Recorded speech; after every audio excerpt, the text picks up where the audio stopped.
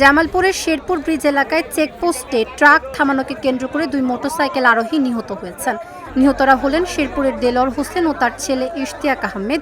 দুর্ঘটনার সাথে থাকা শিশু আবরার বেঁচে যায়। ঘটনার পর স্থানীয়রা প্রায় 2 ঘন্টা সড়ক অবরোধ করে এবং পুলিশের ওপর হামলা চালায়। এতে 8 পুলিশ সদস্য আহত হন। তাদের মধ্যে 2 জনকে জামালপুর সদর হাসপাতালে ভর্তি করা হয়েছে। ফেসবুকে মোবাইলে চাপ দিয়ে দেখি যে একটা অ্যাক্সিডেন্ট হয়েছে জামালপুর ব্রিজের ওখানে ওপারে। ফেসবুকে যখন ছবি দেখি যে এটা আমার আপন চাচা, আমার ভাতিজা, চাচা তো ভাই। 2 জনেরা বাইক যুগে জামালপুর থেকে গ্রামের বাড়ি নামাজের উদ্দেশ্যে বের হয়ে আসছিল।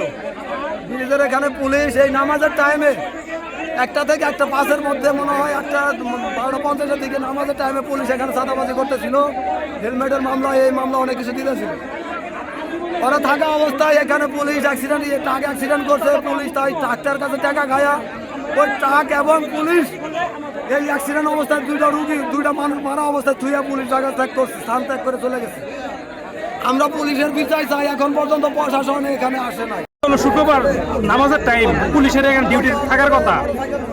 পুলিশ কি করছে, ট্রাক যখন আহে ওরা যায় চান্দা তুলবার যায়, মোটরসাইকেল চান্দা খায়, যাদের লাইসেন্স নাই। ঠিক ওই টাইমে চাঁদা তোলার কারণে পুলিশে ধাওয়া দিছে আর এদের টাকা পিছন দেওয়া যাইছে, এই কারণে দুর্ঘটনা ঘটছে। আমরা সুষ্ঠু বিচার চাই। পুলিশ মোটরসাইকেলের রাইখা কেন পলাই গেল, ভিডিও করলো আর হলো তাক যে তাকে অ্যাক্সিডেন্ট করছে তার কিন্তু চাঁদা খাইয়া ওরা বিদায় করে দিছে। সম্ভবত হইতে পারে ওদের কোনো পরিচিত লোক, যার কারণে আজকে ওই আসল যে আসামি, হ্যাঁ, যে খুনি পাওয়া যাইতেছে না। আমরা এই পুলিশ চাই, পুলিশের জবাব চাই। কেন পুলিশ চালানি করে না? পুলিশের বিচার চাই, বিচার। পুলিশের বিচার হবে। এই জনগণ পুলিশের বিচার করবে, পুলিশের এখানে আসতে হবে। আসলে এখানে পুলিশ, আমরা পুলিশের চাই।